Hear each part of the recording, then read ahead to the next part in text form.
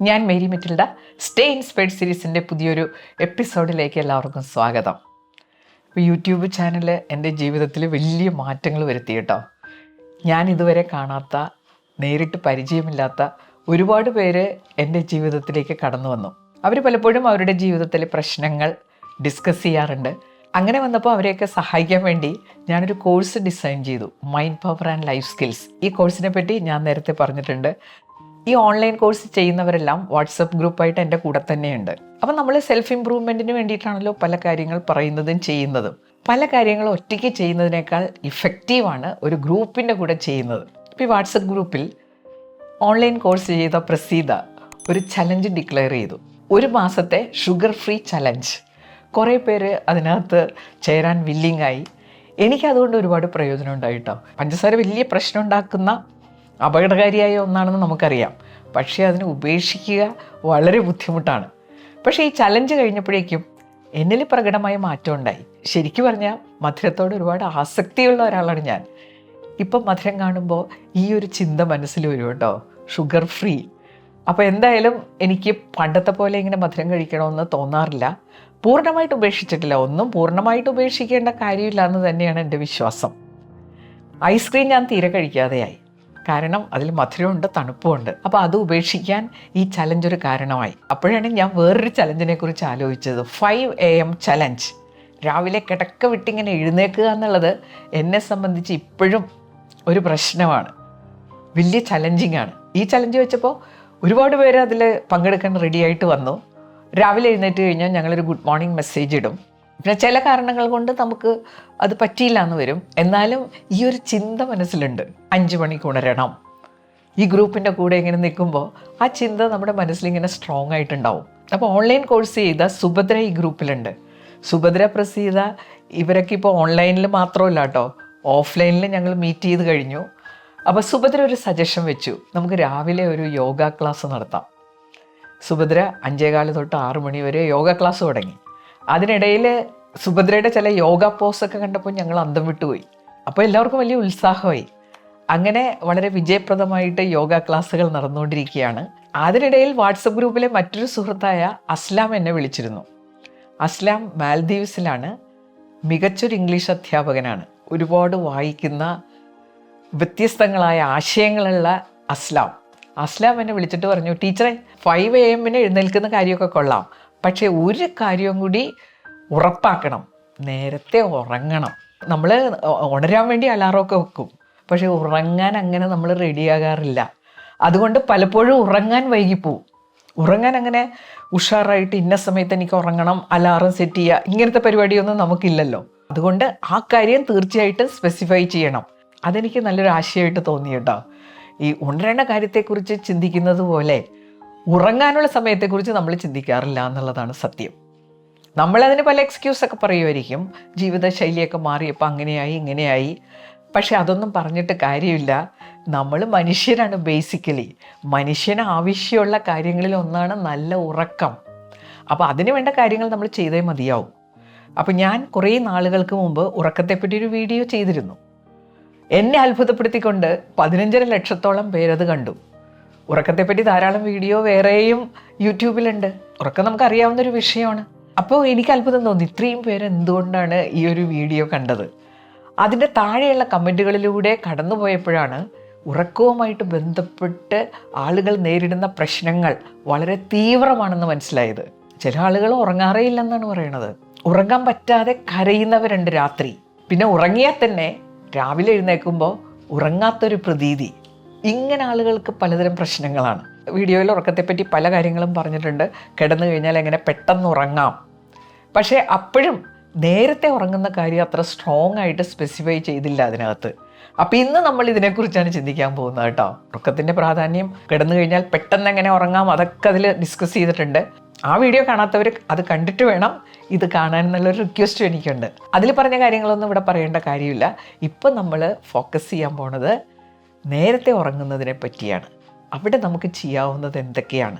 Early to bed എന്ന ഒരു ശീലം, ആ ശീലം ഉണ്ടാക്കിയെടുക്കുന്നത് എങ്ങനെ? നമുക്ക് വിഷയത്തിലേക്ക് കടക്കാം. ഒന്നാമത്തെ കാര്യം, എനിക്ക് ഉറക്കമില്ല എന്ന് ഏത് സമയം ചിന്തിക്കരുത്, എല്ലാവരോടും പറഞ്ഞുകൊണ്ട് നടക്കുകയും ചെയ്യരുത്. കാരണം അതിൽ നിന്ന് ഒരു റിസൾട്ടും കിട്ടാൻ പോകുന്നില്ല.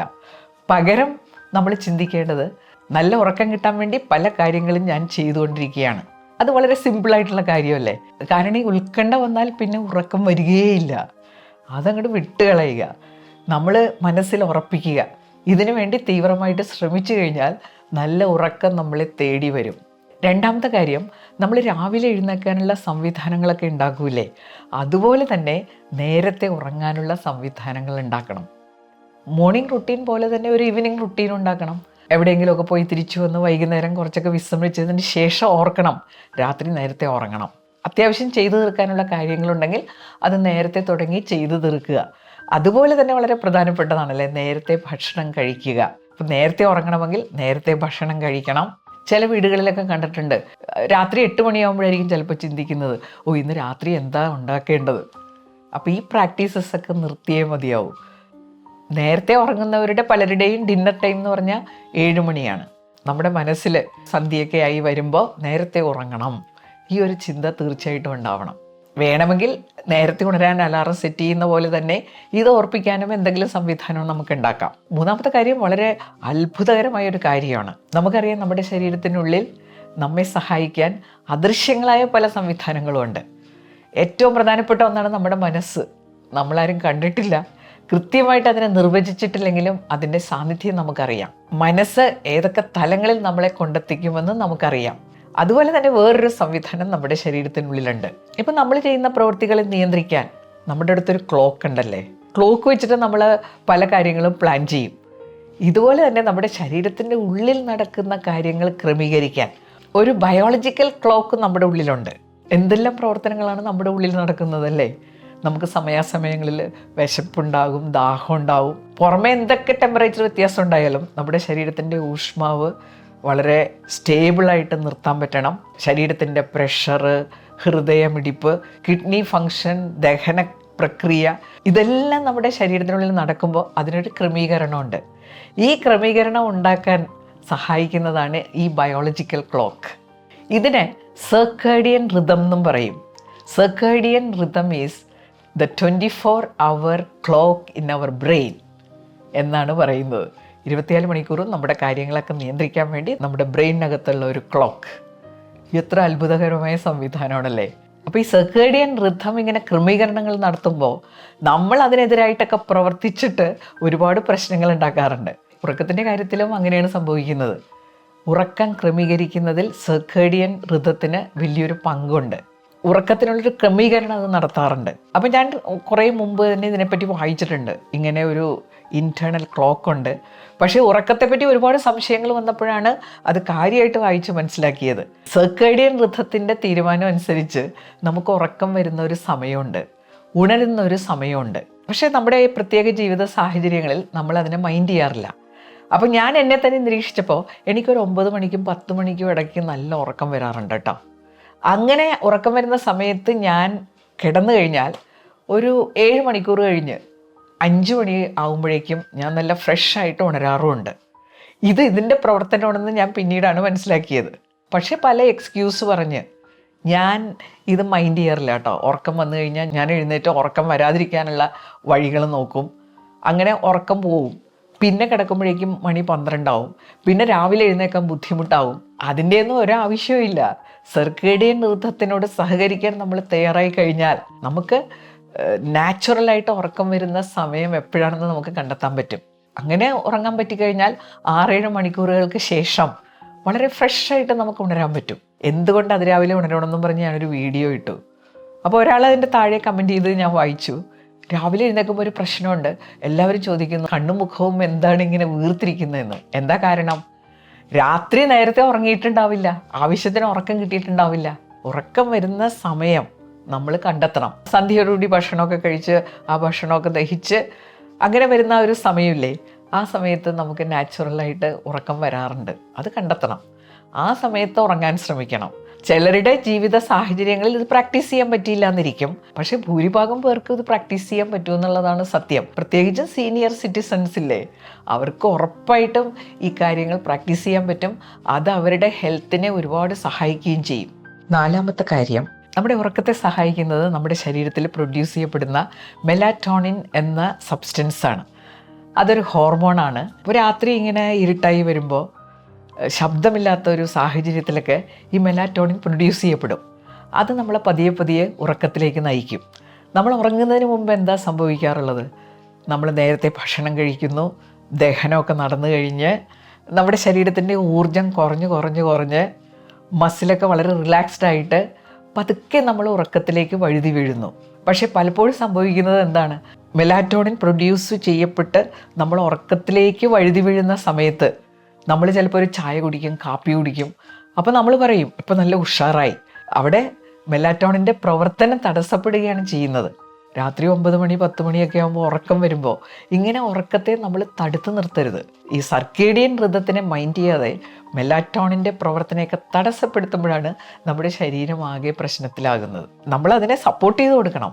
ഉറങ്ങുന്നതിന് മുമ്പായിട്ട് ചൂടുവെള്ളത്തിൽ ദേഹം കഴുകുന്നതും വളരെ നല്ലതാണ്. നമ്മുടെ മസിൽസൊക്കെ റിലാക്സ്ഡായി മെലാറ്റോണിൻ്റെ പ്രവർത്തനത്തെ അത് സഹായിക്കും. അപ്പോൾ നമ്മുടെ മനസ്സിലുണ്ടാകേണ്ട വളരെ പ്രധാനപ്പെട്ട ഒരു കാര്യമാണ് ഈ മെലാറ്റോണിൻ്റെ പ്രവർത്തനത്തിന് തടസ്സം ഉണ്ടാക്കുന്ന കാര്യങ്ങൾ നമ്മളായിട്ട് ചെയ്യരുത്. നിശബ്ദത മെലാറ്റോണിൻ്റെ പ്രവർത്തനത്തെ നന്നായിട്ട് സഹായിക്കുന്ന ഒന്നാണ്. പണ്ടുള്ളവർ ഇതൊക്കെ കൃത്യമായിട്ട് മനസ്സിലാക്കിയിരുന്നു. വീട്ടിലെ രാത്രി ഒരു കൃത്യസമയത്ത് ലൈറ്റ് ഓഫ് ചെയ്യണമായിരുന്നു. കിടന്നു കഴിഞ്ഞാൽ പിന്നെ അങ്ങോട്ടും ഇങ്ങോട്ടും വർത്താനം പറഞ്ഞ് ശബ്ദം ഉണ്ടാക്കി ചിരിക്കാനൊന്നും പാടില്ലായിരുന്നു. അന്നതൊക്കെ കേൾക്കുമ്പോൾ സത്യത്തിൽ ദേഷ്യം വരുമായിരുന്നു. അത് സയൻറ്റിഫിക്കായിട്ട് എക്സ്പ്ലെയിൻ ചെയ്യാനുള്ള ഒരു അറിവ് അവർക്കുണ്ടായിരുന്നില്ല. അവരത് എക്സ്പീരിയൻസ് ചെയ്ത് മനസ്സിലാക്കിയ കാര്യങ്ങളാണ്. അഞ്ചാമത്തെ കാര്യം, ഇന്നത്തെ കാലഘട്ടത്തിലെ ഒരു പ്രശ്നമാണ്. ഈ പറഞ്ഞ പോലെയൊന്നും ഉറങ്ങാനൊന്നും നമുക്ക് പറ്റിയെന്നിരിക്കില്ല. പക്ഷെ ഒരു കാര്യം ഓർത്തിരിക്കേണ്ടത്, ഇങ്ങനെ ഉറങ്ങാൻ പറ്റുന്ന ഒരു സാഹചര്യം നമുക്കുണ്ടെങ്കിൽ തീർച്ചയായിട്ടും അത് ചെയ്തിരിക്കണം. ഷിഫ്റ്റ് ഡ്യൂട്ടിയുള്ളവരുണ്ടാകും. ഇവർക്ക് ഉറങ്ങാനുള്ളൊരു സമയം സർക്കേഡിയൻ ഋതം നിശ്ചയിക്കുന്ന സമയമാവില്ല. അപ്പം നമുക്ക് എന്ത് ചെയ്യാമെന്നോ, ഈ മെലാറ്റോണിനെ സപ്പോർട്ട് ചെയ്യുന്ന സാഹചര്യങ്ങൾ നമുക്ക് ഉണ്ടാക്കാൻ പറ്റും. ഇപ്പോൾ ഷിഫ്റ്റിൽ ജോലി ചെയ്യുന്ന ആളുകൾ രാവിലെ വന്ന് അവർക്ക് ഉറങ്ങാനായിട്ട് നമുക്ക് എന്ത് ചെയ്യാൻ പറ്റും? നല്ല ലൈറ്റൊന്നും കടക്കാത്ത രൂപത്തിൽ മുറി നമുക്ക് സംവിധാനം ചെയ്യാം. അപ്പോൾ ഷിഫ്റ്റ് കഴിഞ്ഞ് വരുമ്പോൾ കൂളിംഗ് ഗ്ലാസ്സൊക്കെ എടുത്ത് വെച്ച് അധികം വെളിച്ചത്തോടെ എക്സ്പോസ്ഡ് ആകാതിരിക്കുക. ഉറങ്ങുന്നതിന് തൊട്ട് മുമ്പായിട്ട് ഭക്ഷണം കഴിക്കുന്ന ആ രീതിയും പ്രശ്നം ഉണ്ടാക്കും. നമുക്കൊരു വാശി വേണം. ഏത് ജീവിത സാഹചര്യങ്ങളിലായാലും ഉറക്കം എനിക്ക് വളരെ അത്യാവശ്യമായിട്ടുള്ളൊരു കാര്യമാണ്. അതിന് പരിമിതികൾക്കുള്ളിൽ നിന്നുകൊണ്ട് എന്ത് ചെയ്യാൻ പറ്റുമെന്ന് കൃത്യമായിട്ട് ചിന്തിക്കണം. ഇവിടെ വരുന്ന വേറൊരു പ്രശ്നം എന്താണെന്നോ, വർക്ക് ഫ്രം ഹോമിൻ്റെ കാലമാണ്. അപ്പോൾ വീട്ടിലുള്ള ചിലർക്ക് ഒരുപാട് വൈകി ജോലി ചെയ്യേണ്ടതായിട്ട് വരും. അപ്പോൾ ഒരു കാര്യം നമ്മൾ ഉറപ്പാക്കണം, നമ്മുടെ ഈ ജോലി ചെയ്യൽ മറ്റുള്ളവരുടെ ഉറക്കത്തിന് തടസ്സമാകാതിരിക്കാൻ തീർച്ചയായിട്ടും വളരെയധികം ശ്രദ്ധിക്കണം. നമ്മുടെ കുഞ്ഞുങ്ങളില്ലേ, അവർ വളർന്നു വരുന്ന പ്രായമല്ലേ, അവരുടെ ആരോഗ്യം വളരെ പ്രധാനപ്പെട്ടതാണ്. അവർ ഈ സർക്കേഡിയൻ ഋതത്തിന് എതിരായിട്ട് കാര്യങ്ങൾ ചെയ്തു കഴിഞ്ഞാൽ അവരുടെ ആരോഗ്യം അപകടത്തിലാവും. പിന്നെ അവർക്ക് ഇതിനെ പ്രതിരോധിക്കാനുള്ള അറിവോ കഴിവോ ഇല്ല. ചില ആളുകളുണ്ട്, അവർക്ക് ഒരു ദിവസം ഉറങ്ങാൻ കുറച്ച് വൈകിയാൽ പ്രശ്നമാകും. ഈ മനുഷ്യ ശരീരത്തിൻ്റെ ഒരു പ്രത്യേകത, ഒരു ഹാബിറ്റ് ഡെവലപ്പ് ചെയ്ത് കഴിഞ്ഞാൽ ഇടയ്ക്കൊരു ബ്രേക്ക് വരുന്നതുകൊണ്ട് അത് നമ്മളെ ഉപേക്ഷിച്ചെങ്ങും പോവില്ല. നമുക്ക് വൈകി ഉറങ്ങേണ്ടതായിട്ട് വരും. ചില ദിവസങ്ങളിൽ അങ്ങനെ സംഭവിക്കുന്നത് കൊണ്ട് നമ്മുടെ ശരീരത്തിന് ഒന്നും സംഭവിക്കാനില്ല. വേണമെങ്കിൽ അന്ന് പകല് കുറച്ച് നേരം ഉറങ്ങി അത് കോമ്പൻസേറ്റ് ചെയ്യാം.